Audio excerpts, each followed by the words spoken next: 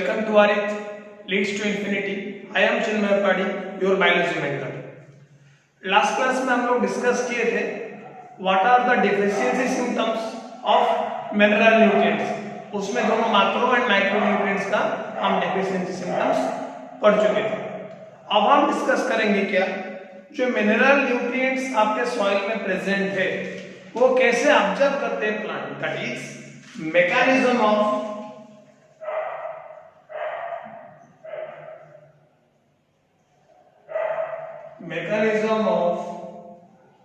absorption of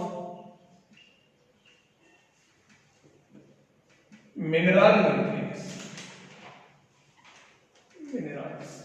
okay, ये जो mechanism है ये दो फेज में डिस्कस करेंगे।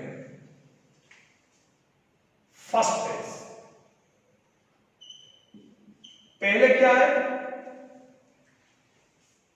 यहां पे दो टाइप का मूवमेंट होता है।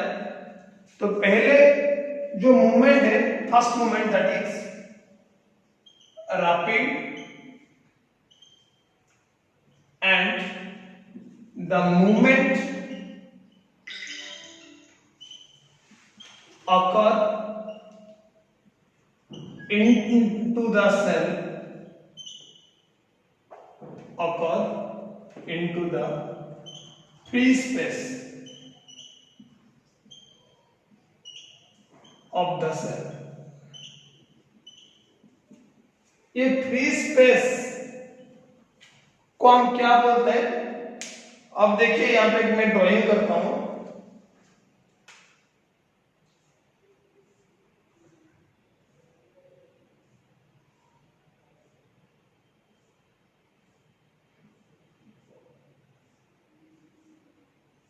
ये हो गया आपका सेल,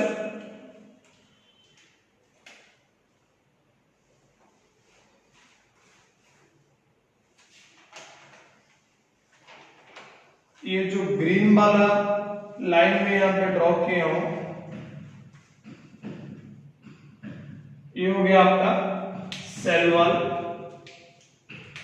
ये जो ग्रीन वाला लाइन है ये आपका सेल वॉल, ये हो गया आपका सेल मेम्ब्रेन। ओके, जो आउटर फ्री स्पेस है into the outer free space, तो जो बीच वाला गैप है इसको हम क्या बोलते हैं? Outer free space. समझ में आया? अब यहां पे आपका सॉइल,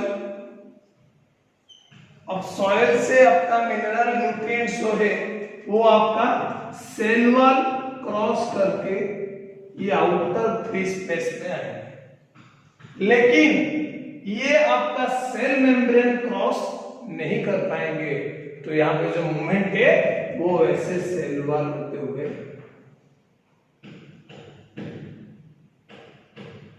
कंटिन्यूअसली यहां पे आपका जाइलम तक रीच हो जाएंगे। समझ में आया? तो ये रैपिड क्यों है? क्योंकि that does not enter into the cell membrane, वो सेल मेम्ब्रेन को क्रॉस नहीं कर पा रहे। तो ये आपका जो फ्री स्पेस है, आउटर स्पेस है, दैट मींस ये सेल वॉल के थ्रू ये आपका एडजेसेंट सेल को मूवमेंट कर रहे हैं। तो इस टाइप का मूवमेंट को हम क्या बोलते हैं? Apoplastic movement. Apoplastic movement. समझ में आया? आपका सॉइल से मिनरल न्यूट्रिएंट क्रॉस करेगा सेल वॉल को, सेल वॉल आपका परमेबल है, लेकिन वो सेल मेम्ब्रेन क्रॉस नहीं कर पाएंगे because it don't enter into the cell membrane. वो सेल वॉल होते हुए आपके एडजेसेंट सेल होते हुए जाइलम तक पहुंचेंगे और जाइलम में आपका वो वाटर मॉलिक्यूल के साथ मिलकर ट्रांसपिरेशन पूल के थ्रू में आपका अपवर्ड मूवमेंट होगा। समझ में आया? अब इसमें क्या है जो की पॉइंट्स है? पहला वाला, यहां पे कोई एनर्जी का रिक्वायरमेंट नहीं है, that means the process is passive. Okay, second क्या हुआ?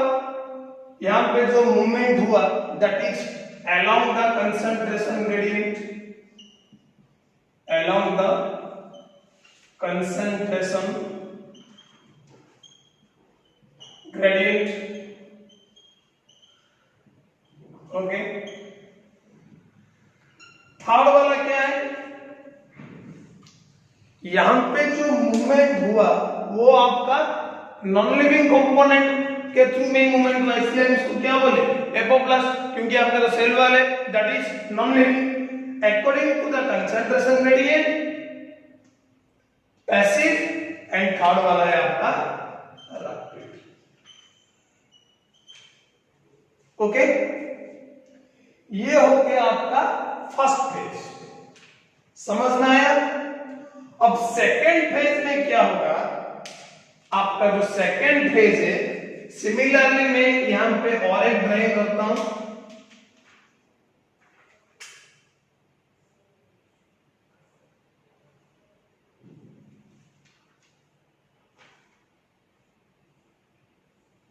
क्लियर।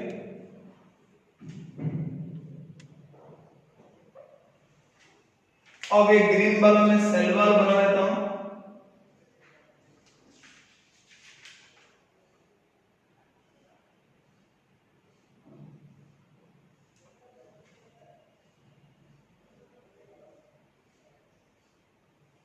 क्लियर हो गया। ये हो गया आपका सेल वॉल, ये हो गया आपका सेल मेम्ब्रेन, ओके। यहां पे आ गया आपका सॉइल पार्टिकल। अब यहां पे जो मूवमेंट होगा ये हो गया आपका किसका, सेकेंड फेज। मैं यहां पे हेडिंग दे देता हूं, सेकेंड फेज। यहां पे क्या होता है, आपका जो मिनरल सॉइल में प्रेजेंट है ये आपके सेल वॉल क्रॉस करके सेल मेम्ब्रेन को भी वो क्रॉस करेंगे। दैट मींस ये आपके जो सेल का जो साइटोप्लाज्मिक कंटेंट है, साइटोप्लाज्मिक कंटेंट के थ्रू उनका मूवमेंट होगा। अब सेल मेम्ब्रेन क्रॉस करके वो अगर सेल के अंदर आ गए तो साइटोप्लाज्म के अंदर आ गए, फिर एक सेल से दूसरे सेल तक वो जाएंगे। दैट मींस ये आ गया इस सेल में।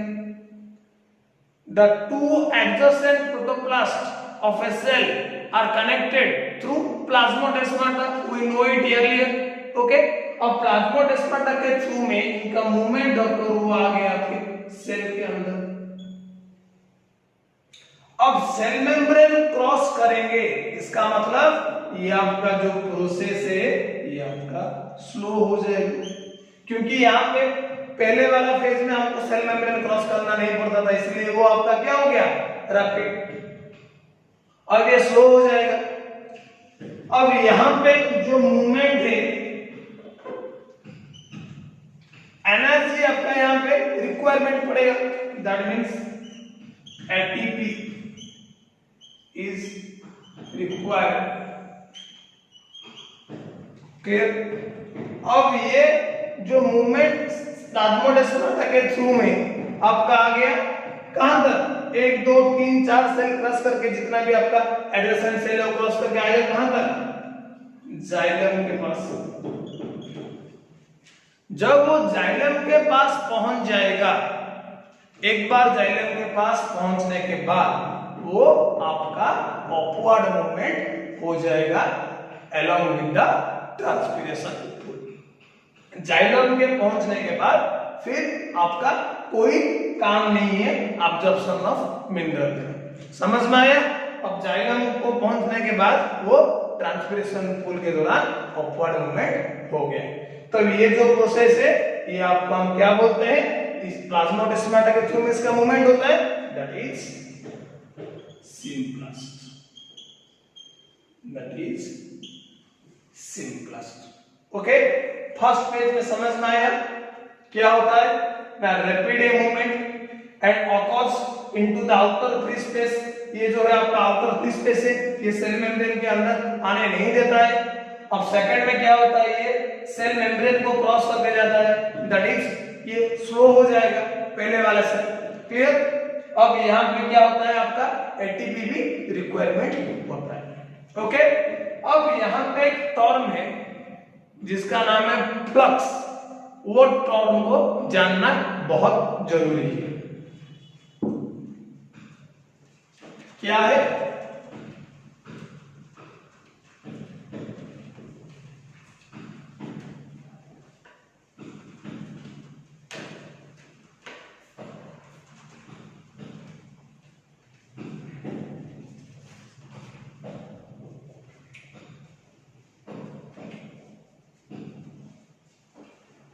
एक पॉइंट यहां पे सिंपलेस्ट में याद रख लेना, the simplest pathway must be the part of the cytoplasmic content. Okay, और फ्लक्स क्या है?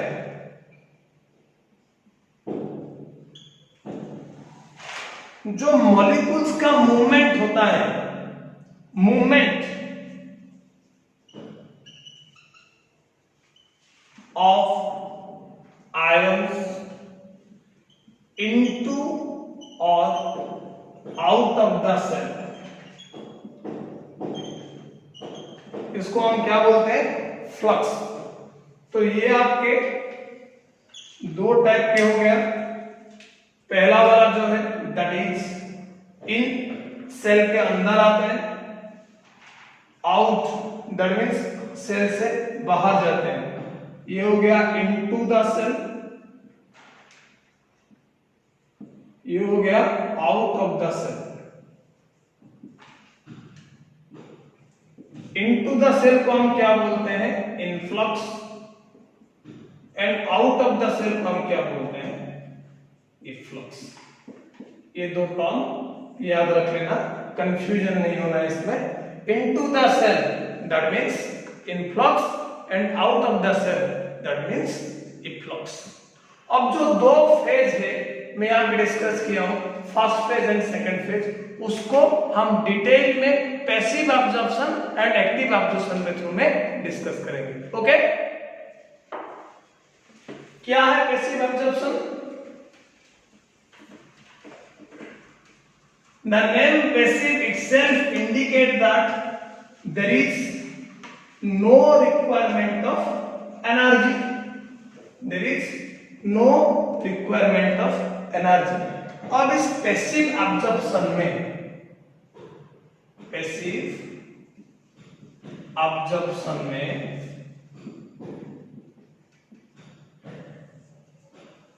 बहुत सारे थ्योरीज हैं। क्लियर? तो क्या है? पहला वाला जो है that is mass flow theory. अब मास फ्लो थ्योरी में क्या है? यहां पे जो फंडा हम यूज करेंगे बहुत सिंपल सा फंडा है, that is the root not only observe water that also observe minerals from the soil. तो यहां पे क्या है? Minerals are observed by the root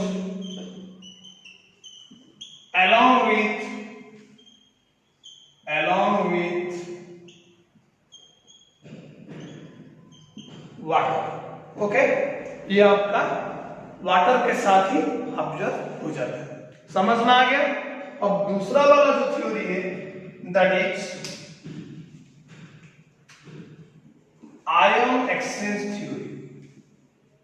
ion exchange theory. Clear? यहां पे हम दो एग्जांपल लेंगे। पहला वाला एग्जांपल में क्या होगा ना, दो cations that is positively charge particle exchange in between the soil and the root cell. और दूसरे वाले एग्जांपल में हम क्या करेंगे? Cation exchange with anion. Clear? और पहला वाला एग्जांपल क्या है?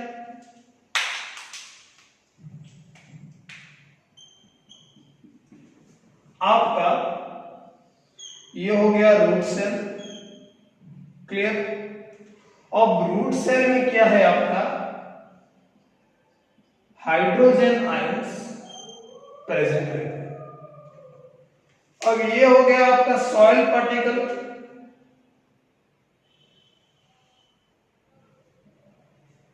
हमको पहले से ही पता है कि सॉइल रूट सेल में भी positively charge particle hydrogen ion है एंड सॉइल में भी आपका positively charge particle that is K+ is present. यहां पे एक चीज नोटिस करना, ये जो H+ एंड A+ है that ions are not in stationary, that means fix नहीं, इनका आपका ऑसिलेटिंग मूवमेंट होता है, दैट मींस दे मूवमेंट। कैसे मूवमेंट होता है? अब देखिए मैं यहां पे एक पाथवे बना रहा हूं, ये आपका जो H+ है ये ऐसे मूवमेंट करता है, दैट इज ऑसिलेटिंग। सिमिलरली यहां पे जो K+ है वो भी आपका ऐसे ऑसिलेटिंग मूवमेंट करता है। ये हो गया आपका K+ का मूवमेंट, ये हो गया आपका H+ का मूवमेंट। अब यहां पे मैं एरो मार्क देता हूं, ये अच्छे से बना देता हूं, ये ऐसे मूवमेंट हुआ, क्लियर। अब इसका ऐसे मूवमेंट हुआ, एक पॉइंट यहां पे आया, ये वाला जो पॉइंट है, एक पॉइंट में क्या होता है आपका, ये देखिए ब्लू कलर में बना देता हूं ये, और इसको मैं ग्रीन कलर में बना देता हूं ताकि अच्छे से समझ में आए, क्लियर। अब एक पॉइंट में आपका ब्लू वाला जो लाइन और ग्रीन वाला जो लाइन है ये आपका ओवरलैप होता है, उस कंडीशन में क्या आएगा, यहां पे अंदर आ जाएगा आपका K+ एंड बाहर चला जाएगा आपका क्या, H+। तो एक्सचेंज हुआ पार्टिकल का, K+ आ गया आपका अंदर और H+ चला गया आपका बाहर। सेकेंड एग्जांपल जो है, क्लियर, यहां पे आपका पॉजिटिव नेगेटिव एक्सचेंज होगा, ये हो गया आपका रूट सेल। अब रूट का रेस्पिरेशन होता है रूट सेल का, रेस्पिरेशन के दौरान आपका CO2 कार्बन डाइऑक्साइड निकलता है, वो कार्बन डाइऑक्साइड आपका वाटर मॉलिक्यूल के साथ कंबाइन होके बनाते हैं क्या, दैट इज H2CO3, जिसको हम बोलते हैं सोडियम बाइकार्बोनेट, सोडियम कार्बोनेट। अब ये जो H2CO3 है, ये H2CO3 आपका डिसोसिएट होगा, H+ HCO3 माइनस, क्लियर। अब आपका सॉइल पार्टिकल यहां है, अब सॉइल पार्टिकल के जो आपका K+ आयन यहां पे प्रेजेंट है, वो K+ आयन आपकी HCO3 के साथ वो एकदम से मिलके रिएक्शन बना लेगा, that is KCO3 minus, clear. अब इसको हम क्या बोलते हैं, पोटेशियम बाइकार्बोनेट, ओके। अब ये KCO3 आपका रूट है, ऑब्जर्व करेगा। ये हो गया आपका दूसरा example of ion exchange theory. अब जो थर्ड वाला थ्योरी है दैट इज डोनान्स इक्विलिब्रियम, डोनान्स इक्विलिब्रियम। अब डोनान एक साइंटिस्ट है, he said that there are certain anions, that is negatively charged particles present inside the cell, they are not going to outside, the anions are present inside the cell and they are in the stationary mode, clear। कैसा है, अब यहां पे एक drawing बना देता हूं मैं, देखिए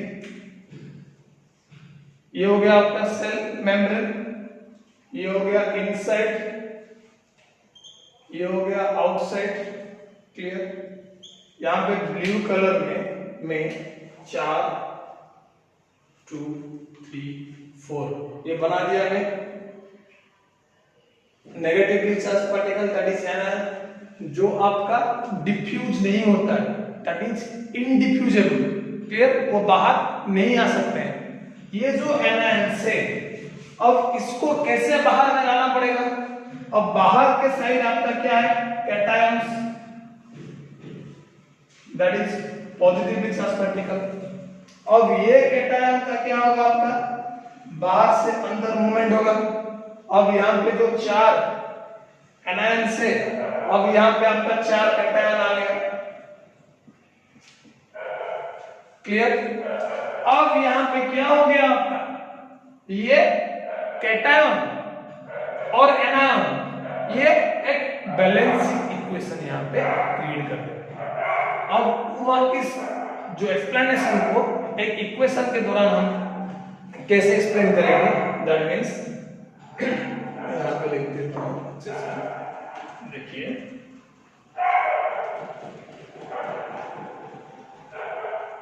ये आपका बाहर cation present in the outside and anion present in the outside equal to cation present in the inside and anion present in the inside. ये इक्वेशन को हम क्या बोलते हैं, Donald's equation.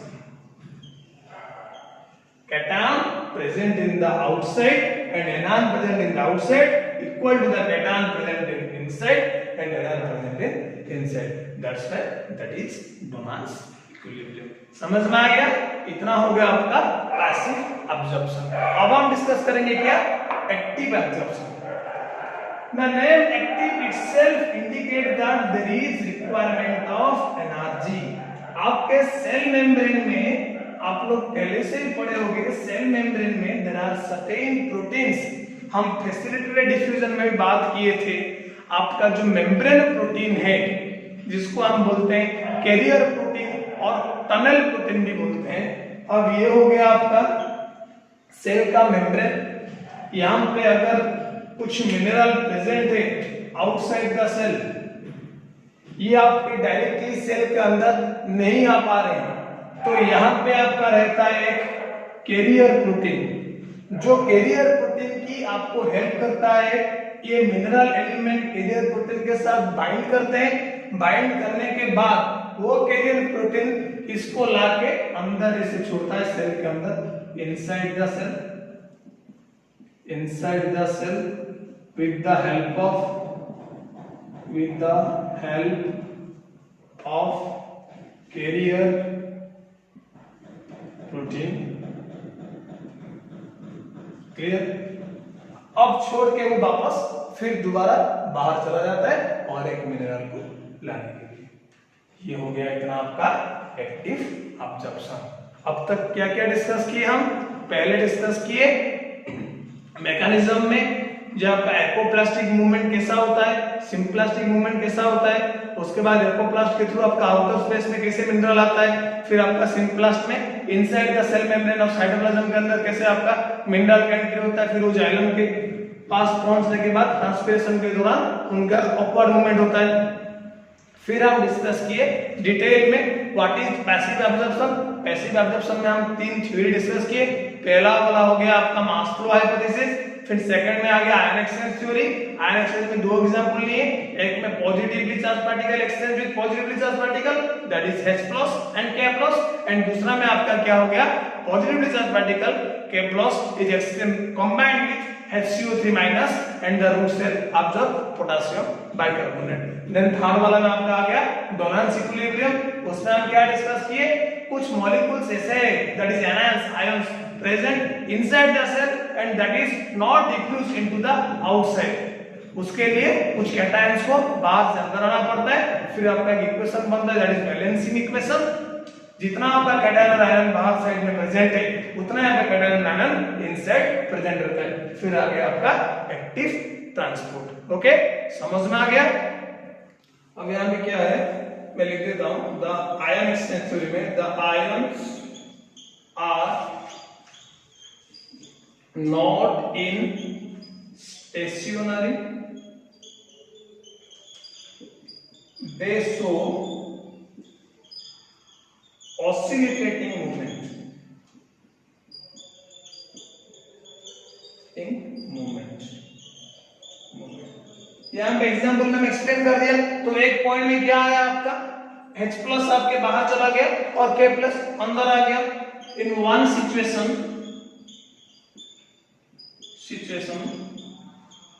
that is exchange of